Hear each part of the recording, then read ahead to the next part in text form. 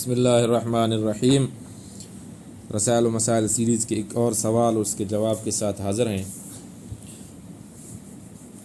سوال کرنے والا پوچھتا ہے کہ تعویل کی غلطی اور شرک میں کیا فرق ہے، اور اس میں سوال یہ کرتا ہے کہ آپ کے رسالے ترجمان القرآن مارچ 1962 کا باب رسائل و مسائل کا مطالعہ کیا۔ مضمون کے آخری سطور میں مجھے اختلاف ہے، لہذا رفع اختلاف اور جستجو حق کے جذبے کے تحت سطور ذیل رقم کر رہا ہوں۔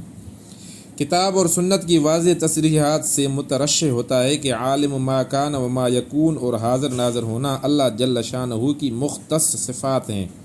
بنا بری جو مسلمان ان صفات مخصوصہ کا وجود حضرت محمد صلی اللہ علیہ وسلم، احمد مجتبیٰ یا کسی اور نبی یا ولی میں تسلیم کرے تو کتاب اور سنت کی قطعی فیصلے کے روح سے وہ شرک کا مرتکب متصور ہوگا، اور اس پر لفظ مشرک کا عدم اطلاق کتاب اور سنت کے احکام سے روگردانی کے مترادف ہوگا۔ ایسے شخص کو مشرکین عرب سے تشبیہ دی جائے تو یہ تشدد نہیں بلکہ عین متقاضی انصاف ہے۔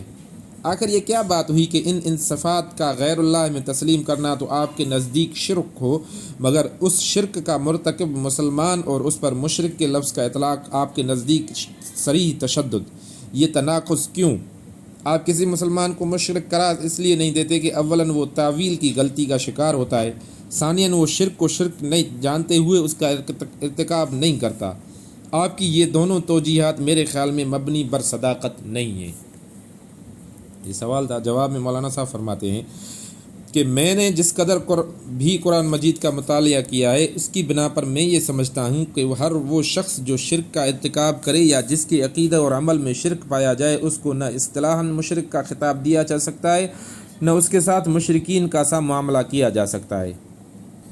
اس خطاب اور اس معاملے کے مستحق وہ لوگ ہیں جن کے نزدیک شرک ہی اصل دین ہے، جو توحید کو بنیادی عقیدے کی حیثیت سے تسلیم نہیں کرتے اور وحی اور نبوت اور کتاب اللہ کو سرے سے ماخوذ دین ہی ماننے سے انکار کرتے ہیں۔ اس کی دلیل یہ ہے کہ قرآن مجید میں اللہ تعالیٰ نے خود یہود اور نصار کے ارتکاب شرک کا ذکر فرمایا۔ مثلا وقالت الیہود عزیر ابن اللہ وقالت النصارى المسیح ابن اللہ، سورہ توبہ۔ یہودی کہتے ہیں عزیر اللہ کا بیٹا ہے، عزیر علیہ السلام اللہ کا بیٹا ہے، اور عیسائی کہتے ہیں مسیح علیہ السلام اللہ کا بیٹا ہے۔ لقد کفر الذین قالوا ان اللہ هو المسیح ابن مریم لقد کفر الذین قالوا ان اللہ ثالث ثلاثہ، سورہ مائدہ میں یقیناً کفر کیا ان لوگوں نے جنہوں نے کہا کہ مسیح ابن مریم اللہ کے بیٹے ہیں، یقیناً کفر کیا ان لوگوں نے جنہوں نے کہا کہ اللہ تین میں سے ایک ہے۔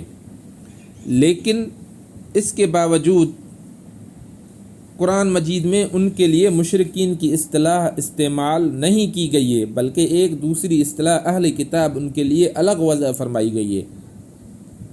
پھر ان میں اور مشرکین میں صرف یہ لفظی فرق ہی نہیں رکھا گیا بلکہ ان کے ساتھ اہل ایمان کا معاملہ بھی مشرکین سے مختلف تجویز فرمایا گیا ہے۔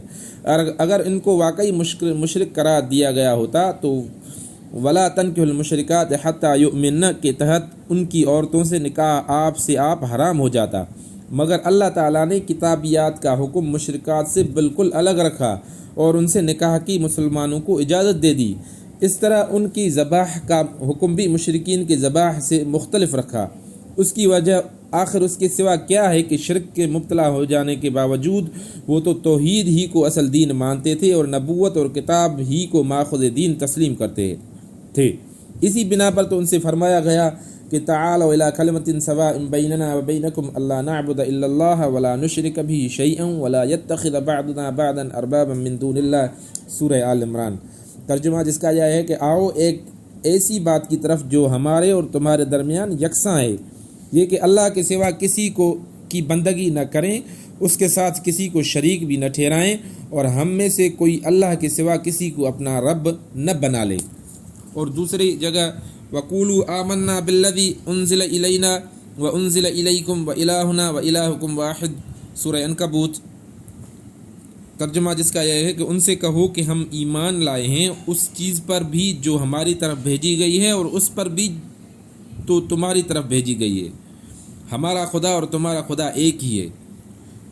اس کے برعکس اللہ تعالیٰ نے مشرک کی اصطلاح ان لوگوں کے لیے استعمال فرمائی ہے جو شرک ہی کو اصل دین کہتے ہیں، اور مانتے ہیں، جن کا اعتراض ہی نبی پر یہ تھا کہ اجعل الآلہۃ الہ واحدا ان ھذا لشیء عجیب، سورہ صاد۔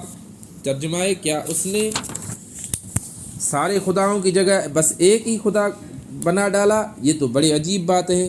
اور جنہیں یہ بات سرے سے تسلیم ہی نہ تھی کہ دین کے عقائد اور اعمال اور وحی اور رسالت ماخوذ ہونے چاہیے۔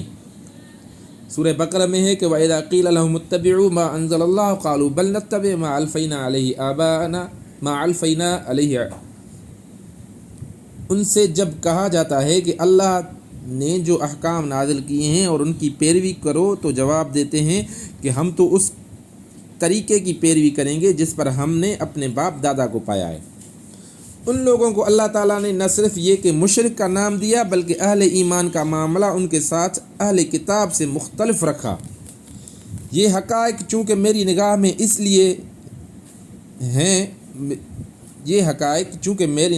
ہیں، اس لیے میں یہ بات قطعی جائز نہیں سمجھتا کہ ان لوگوں کو مشرک کہا جائے اور مشرکین کا ساتھ ان کے ساتھ معاملہ کیا جائے جو کلمہ لا الہ الا اللہ محمد رسول اللہ صلی اللہ علیہ وسلم کے قائل ہیں، قرآن کو کتاب اللہ اور سند اور حجت مانتے ہیں، ضروریات دین کا انکار نہیں کرتے، شرک کو اصل دین سمجھتا تو درکرار اپنی طرف شرک کی نسبت کو بھی بدترین گالی سمجھتے ہیں، اور اس کے بعد تعویل کی غلطی کے باعث کسی مشرکانہ عقیدے اور عمل میں مبتلا ہو گئے ہیں۔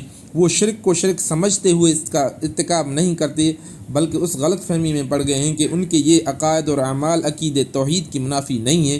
اس لیے ہمیں ان پر کوئی برا لقب چسپاں کرنے کی بجائے حکمت اور استدلال سے ان کی یہ غلط فہمی رفع کرنے کی کوشش کرنی چاہیے۔ آپ خود سوچیں کہ جب آپ اسی طرح کے کسی آدمی کے سامنے اس کے کسی عقیدے یا عمل کو توحید کے خلاف ثابت کرنے کے لیے قرآن اور حدیث سے استدلال کرتے ہیں، تو کیا آپ کے ذہن میں یہ نہیں ہوتا کہ وہ قرآن اور حدیث کو سند اور حجت مانتا ہے؟ کیا یہ استدلال آپ کسی ہندو یا سکھ یا عیسائی کے سامنے بھی پیش کرتے ہیں؟ پھر جب آپ اس سے کہتے ہیں کہ دیکھو فلاں بات شرک ہے، اس سے اجتناب کرنا چاہیے، تو کیا آپ اس وقت یہ نہیں سمجھ رہے ہوتے کہ یہ شرک کے گناہ عظیم کا ہونے کا قائل ہے؟ اگر یہ بات نہ ہوتی تو آخر آپ اس کو شرک سے ڈرانے کا خیال ہی کیوں کرتے؟ ترجمان القرآن 1963۔